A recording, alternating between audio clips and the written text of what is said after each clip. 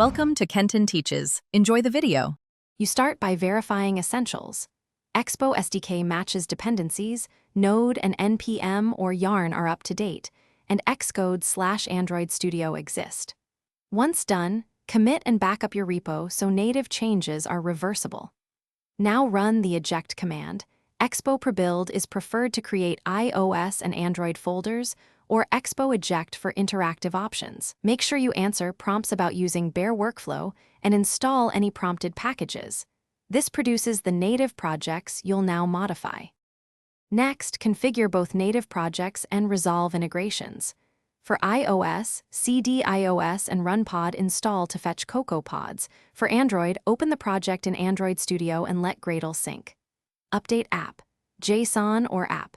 Config, JS with your bundle ID, application ID, splash screens, and required permissions so native manifests match. If you use native modules, install or configure corresponding config plugins and run any post-install scripts.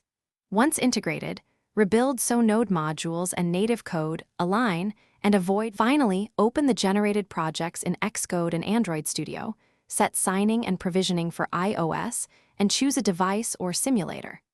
Build and run. Use Xcode's Run button or npx React Native Run Android for Android.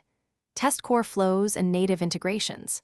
If you encounter build failures, start by reinstalling pods, clearing Gradle caches, and verifying matching SDK and plugin versions. Often mismatched dependency versions or missing native setup cause failure. If needed, revert to your backup commit.